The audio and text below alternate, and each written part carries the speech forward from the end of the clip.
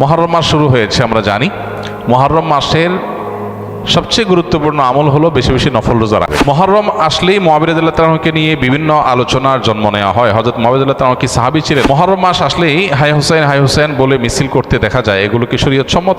মুহররম মাসে কি কি আমল করব? আশুরা রোজার ফজিলত কি এবং এবছর আশুরা রোজা কবে রাখতে হবে? মুহররম মাস শুরু হয়েছে আমরা জানি। মুহররম মাসের সবচেয়ে গুরুত্বপূর্ণ আমল হলো বেশি বেশি নফল রোজা রাখা। কারণ নবী করিম সাল্লাল্লাহু আলাইহি ওয়াসাল্লাম বলেছেন, আফদালুস সিয়ামি বা'দা রমাদান শাহরুল্লাহিল মুহাররম। আল্লাহর কাছে রমজানের পরে সবচেয়ে শ্রেষ্ঠ রোজা হলো কোন মাসের রোজা? আল্লাহর মাস মুহররম মাসের রোজা। আশুরা রোজা কবে রাখতে হবে? আশুরা রোজার ফজিলত সম্পর্কে আমরা সবাই কম বেশি জানি। নবী করিম সাল্লাল্লাহু আলাইহি ওয়াসাল্লাম থেকে প্রসিদ্ধ হাদিস রয়েছে, সহিহ মুসলিমে বর্ণিত হয়েছে। আবু কাতাদা রাদিয়াল্লাহু তাআলা বর্ণনা করেছেন যে নবীজি ইরশাদ করেছেন, সিয়ামু ইয়াউমি আশুরা আহতাসিবু আল্লাহি আন ইউকাফিরাস সানাতাল্লাতী ক্বাবলা। আশুরার রোজার ব্যাপারে আল্লাহর প্রতি আমার ধারণা হলো যে এর মাধ্যমে এক বছর পূর্বের গুনাহ আল্লাহ তাআলা মাফ করে দিবেন। এবং আশুরার এই রোজা এটা কতদিন যাবৎ পৃথিবীতে রাখা হচ্ছে সেটার উত্তর হলো মুসা আলাইহিস সালামের সময় থেকে রাখা হচ্ছে। তার মানে কয়েক হাজার বছর ধরে এই আশুরার রোজা পৃথিবীতে রাখা হয়। এমন একটা ইবাদত যেটার ধারাবাহিকতা হাজার হাজার বছর। তো এই আশুরার রোজা রাখার গুরুত্ব অপরিসীম। সাহাবায়ে কেরাম নিজেরা তো রাখতেন, নিজেদের বাচ্চাদেরকে পর্যন্ত এই রোজা রাখতে উদ্বুদ্ধ করতেন যারা রোজা রাখার মতো তাদেরকে, এবং সেই সাথে তাদেরকে খেলনা ইত্যাদি দিয়ে ভুলিয়ে রাখতেন। এটা ছিল নবী সাল্লাল্লাহু আলাইহি ওয়াসাল্লামের সাহাবায়ে কেরামের সুন্নাহ। সেজন্য আশুরা রোজা আমরা রাখার চেষ্টা করব ইনশাআল্লাহ। এই বছর আশুরা রোজা আমরা কখন রাখব? সেটার উত্তর হলো, আজ বাংলাদেশে এবং এ অঞ্চলে যেহেতু একদিন পরে চাঁদ দেখা যায় মিডল ইস্টের তুলনায়, সো আমাদের এখানে আজ ৮ই মুহররম। ৮ই মুহররম যেহেতু আজকে সন্ধ্যার পর অর্থাৎ শুক্রবার সন্ধ্যার পরই ৯ই মুহররম শুরু হয়ে যাবে। আর আশুরা রোজার মধ্যে সবচেয়ে উত্তম হলো ৯ এবং ১০ই মুহররম রোজা রাখা। ১০ই মুহররম আশুরার দিন। আশুরা মানেই হলো মুহররমের ১০ তারিখ বা ১০ম দিন, অতএব সেটা তো আছেই। সেটা আগামী রোববার মুহররমের ১০ তারিখ হবে। শনিবার দিবাগত রাতে সারিখে আমরা মূল রোজা আশুরা রোজাটা রাখবো ইনশাআল্লাহ। আর সাথে ৯ তারিখকে প্লাস করে রোজা রাখলে সেক্ষেত্রে আজকে দিবাগত রাতে আমাদেরকে সারিখে আগামীকালকে শনিবার রোজা রাখতে হবে, অর্থাৎ ৯ এবং ১০। তাহলে শুক্রবার দিবাগত রাত, আজ শুক্রবার দিবাগত রাতে আমরা সারিখে কালকে রোজা রাখবো ইনশাআল্লাহ। আবার আগামীকাল দিবাগত রাতে সারিখে তারপরের দিন রোজা রাখবো। তাতে ৯ জিলহজ এবং ১০ জিলহজ দুইটা রোজাই আদায় হয়ে যাবে ইনশাআল্লাহ। কারণ যদি কালকে রোজা রাখা সম্ভব না হয় তাহলে তিনি শনিবার দিবাগত রাতে খেয়ে রবিবার রোজা রাখবেন, সেটা হবে আশুরার মূল রোজা। আর রবিবার দিবাগত রাতে সারি খেয়ে সোমবার তিনি রোজা রাখবেন, তাতে হবে আপনার ১১ই জিলহজের রোজা। আর সোমবার তো সাপ্তাহিক নফল রোজা আছেই, সেক্ষেত্রে আমরা টানা ৩টা রাখতে পারি। শুক্রবার দিবাগত রাত, শনিবার দিবাগত রাত, এই দুইটা আশুরা। আর রবিবার দিবাগত রাত হলো কিসের? সোমবারের সাপ্তাহিক নফল রোজা। তাহলে টানা 3টা রোজা হয়ে গেল। আর যদি কেউ একের ভিতরে 2 চান, মানে শর্টকাটে, তাহলে সেক্ষেত্রে শনি আর রবি রাখলে রোববারেরটা ডাবল নিয়ত করতে পারেন। 11ই মুহররম হিসাবে রোজা, আবার সোমবারের রোজা, দুইটা সবই একসাথে পাওয়া যাবে। আর যদি কেউ 3টা রাখেন তাহলে তার সব বেশি, এটা বলার অপেক্ষা রাখে না। অতএব আশুরা রোজাগুলো আমরা রাখার চেষ্টা করবো ইনশাআল্লাহ। এদিন আল্লাহ রাব্বুল আলামিন মুসা আলাইহিস সালামকে বিজয় দিয়েছেন, সত্যের বিজয় দিয়েছেন।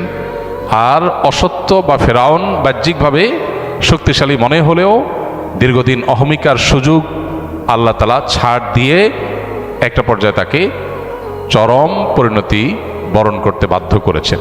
সেই ঐতিহাসিক দিন আল্লাহ নবী মুসা আলাইহিস সালাম সেটার জন্য আল্লাহর কাছে শুকরিয়া আদায় করে তিনি রোজা রেখেছেন, এবং তার অনুসরণে আমরাও রোজা রাখি। এবং ইহুদিদের রোজার চাইতে আমাদের রোজা যেন ভিন্নতর হয় সেজন্য আমরা 2টা রোজা রাখি। এবং সেই 2টা রোজার ভিতরে সবচেয়ে উত্তম হয় 9-10, 9-10 না পারলে 10-11, এই 2টা ধাপের রোজা। আর যদি সেটার কোনোটাই সম্ভব না হয়, শুধু একটাই রাখতে পারে, তাহলে 10 তারিখের রোজাটাও রাখা যেতে পারে, যদি অনেক কোন সেটাকে নিষেধ করেছেন। আশুরার এই দিবসের শিক্ষাটা গ্রহণ করা, এটা নিয়ে খুব বেশি আলোচনা হয় না। আলোচনা হয় শুধু আশুরার রোজা নিয়ে, ইতিহাসও আলোচনা হয়, কিন্তু আশুরার চেতনা কি, আশুরার শিক্ষা কি, আশুরা আমাদেরকে কি বার্তা দেয় সেটা নিয়ে আলোচনা হয় না, সেটা আমরা আজকে আলোচনা করার চেষ্টা করেছি আলহামদুলিল্লাহ। অতএব আশুরা উপলক্ষে প্রতি বছরই আমাদের এই শিক্ষাটা ধারণ করা দরকার যে সত্যের বিজয় হবেই হবে, দুদিন আগে আর দুদিন পরে, আর অসত্য এবং বাতিল লাঞ্ছিত, অপমানিত, পরাজিত, নিমজ্জিত হবেই হবে, সেটাও দুই দিন আগে বা পরে। ফেরাউন শক্তিশালী ছিল, ফেরাউন ক্ষমতাবান ছিল, জালিম ছিল, তাই বলে তার পক্ষাবলম্বন সত্যের অনুসন্ধানে মানুষরা করে নাই। মুসা আলাইহিস সালাম দুর্বল ছিলেন, তার অনুসারী বনী ইসরাঈলও দুর্বল ছিলেন, তারা শোষিত ছিলেন, আর ফেরাউন শোষণকারী ছিল। এই দুইয়ের মধ্যে আল্লাহ তাআলা চূড়ান্ত হাসি, শেষ হাসি, চূড়ান্ত বিজয় এটা দান করেছেন কাকে? মুসা আলাইহিস সালামকে। অতএব সত্যের বিজয় হয় দুই দিন আগে আর পরে। এই চেতনা, এই শিক্ষা মাথায় রেখে যদি আমরা চলি, আমরা সত্যের সাথে থাকবো, সেটা দুর্বল হলেও সত্যের সাথে থাকবো, সংখ্যায় কম হলেও। মুহররম মাসকে নবীজি বলেছেন কার মাস? আল্লাহর মাস। সব মাসই আল্লাহর, কিন্তু এটাকে আল্লাহর মাস বলে নবীজি সাল্লাল্লাহু আলাইহি সাল্লাম ইঙ্গিত করেছেন এই মাসটা বিশেষ কারণে মর্যাদাপূর্ণ। তাহলে আমরা আজকে যে মাসটাতে প্রবেশ করলাম, এই মাসটা একটা মর্যাদাপূর্ণ মাস।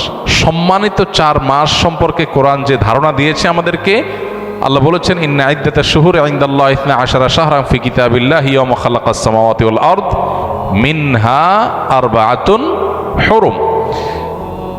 নবমণ্ডল ভূমণ্ডল সৃষ্টির দিন থেকেই বছরের গণনা হয় 12টা মাস দিয়ে, এর মধ্যে 4টা মাস হলো সম্মানিত। এই যে 4টা মাসকে আল্লাহ সম্মানিত বলেছেন, এই 4টা সম্মানিত মাসের মধ্যে একটা হলো মুহররম। বরং 4টা সম্মানিত মাসের মধ্যে সবচেয়ে বেশি সম্মানিত যেটা, সবচেয়ে শ্রেষ্ঠ মাস যেটা, সেটা হলো কোন মাস? মুহররম মাস। এজন্য মাস হিসাবে রমজানের পরে সবচেয়ে মর্যাদাপূর্ণ মাস হলো কোনটা? মুহররম মাস, যেটা আমরা ইতিমধ্যে শুরু করেছি বা যে মাসে আমরা প্রবেশ করেছি। তো এই জন্য এটাকে আল্লাহর মাস বলা হয়েছে। এই মাসে বেশি বেশি নফল রোজা রাখতে হয়। নফল রোজা নিয়ে অবশ্য আরেকটা হাদিস আছে, এর সাথে বাহ্যিক দৃষ্টিকোণ থেকে কন্ট্রাডিক্টরি মনে হয়। সেটা হলো আমাদের আয়েশা রাদিয়াল্লাহু তাআলা থেকে বর্ণিত, নবী সাল্লাল্লাহু আলাইহি সাল্লাম এর ব্যাপারে তিনি বলেছেন মা রাআইতু রাসূলুল্লাহ সাল্লাল্লাহু আলাইহি সাল্লাম ইস্তাকমালা সিয়ামা শাহরিন কাত্তু ইল্লা ফি রমাদান ওয়া মা রাআইতুহু আকসারা সিয়ামা মিনহু ফি শাবান। অর্থাৎ আমাদের আয়েশা বলেছেন রাদিয়াল্লাহু তাআলা আনহা যে আমি নবী করিম সাল্লাল্লাহু আলাইহি সাল্লামকে পুরো মাস রোজা কমপ্লিট করতে দেখছি এক মাসে, শুধু ছিল রমজান মাস, যে পুরো 30 দিন রোজা রাখছেন, এটা শুধু দেখেছি কোথায়? রমজান মাস। আর রমজান মাস ছাড়া সবচেয়ে বেশি, মাসের বেশিরভাগ দিন রোজা রাখছেন দেখছি যে মাসে, সেটা হলো শাবান। তাহলে এই হাদিস থেকে বোঝা গেল শাবানে বেশি রোজা রাখতে হবে। আবার আমরা একটু আগে হাদিস শুনলাম, রমজানের পরে সবচেয়ে শ্রেষ্ঠ রোজা রাখার মাস হলো মুহররম মাস। নফল রোজার শ্রেষ্ঠ মাস মুহররম মাস, হাদিস থেকে বোঝা যায়। তাহলে রাসূল সাল্লাল্লাহু আলাইহি ওয়াসাল্লামের আমল একরকম, হাদিস আরেক রকম। এর সমন্বয়টা কোন জায়গায়, কিভাবে? উত্তর হলো যে মূলত মুহররম মাস এটা নফল রোজার জন্য সবচেয়ে সেরা মাস, এরপরে শাবানের মর্যাদা। নবী সাল্লাল্লাহু আলাইহি ওয়াসাল্লাম হাদিসটা বলেছেন, কিন্তু এটা আমল করার সুযোগ তিনি পান নাই, আল্লাহ তাকে দুনিয়া থেকে নিয়ে গেছেন। শাবান মাসেরটা আমলের সুযোগ তিনি পেয়েছেন। তাহলে নফল রোজার জন্য সবচেয়ে আদর্শ মাস এটা, সেই হিসাবে বেশি বেশি এই মাসে নফল রোজা রাখা দরকার। আল্লাহ যাদের তৌফিক দিয়েছে মুহররম মাস উপলক্ষে আমরা 2-4টা হলো রোজা রাখা দরকার। এখানে আমরা যারা আছি বেশিরভাগ মানুষই হয়তো এমন, মুহররম মাসে আশুরা রোজা রাখা ছাড়া আর অতিরিক্ত রোজা হয়তো যারা সোম বৃহস্পতিবার রাখছেন, আইয়াম বীজ রাখেন, এটা হয়তো রাখছেন, মুহররম মাস হিসাবে রোজা রাখার সুযোগ বেশিরভাগ মানুষের হয়নি। তো এই হাদিসের উপর আমল করার জন্য হলেও আমরা মুহররম মাস উপলক্ষে 1-2টা রোজা রাখবো ইনশাআল্লাহ। এক। দ্বিতীয়ত, মুহররম মাসটা সম্মানিত 4 মাসের একটা। সম্মানিত 4 মাসের বিধিনিষেধগুলো এখানে চলে আসবে। সম্মানিত 4 মাসে যুদ্ধ বিগ্রহ করা নিষেধের সম্পর্কে আয়াত আছে, যদি অনেক আলেমদের মতে এটা মানসুখ হয়েছে। আবার সম্মানিত মাস হিসাবে আল্লাহ তাআলা বলেছেন ফালা তাজলিমু ফিহিন্না আনফুসাকুম, এই মাসগুলোতে তোমরা নিজেদের প্রতি অবিচার করো না। পাপাচার থেকে বাঁচার জন্য এটা বিশেষভাবে যত্নশীল হতে হবে। ইবাদত বন্দেগী রুটিন কাজগুলো বিশেষ আন্তরিকতার সাথে করতে হবে। এটা হলো মুহররম মাসের করণীয়। এছাড়া মুহররম মাসের মধ্যে আশুরার দিনটা আছে, সেই উপলক্ষে বিশেষ করণীয় আছে আশুরা রোজা রাখা। আশুরা রোজা রাখা এবং আল্লাহ তাআলা শুকর আদায় করায় মুসা আলাইহিস সালামের বিজয়ের কারণে 2টা রোজা রাখা সুন্নাত আশুরাকে কেন্দ্র করে। এ হলো মুহররম মাসের করণীয়। এর বাইরে মুহররম মাসকে কেন্দ্র করে অনেক করণীয় আমাদের সমাজে আছে, যেগুলো একটাও কোরআন বা হাদিস দ্বারা প্রমাণিত নয়। আশুরা রোজার ফজিলত কি এবং এবছর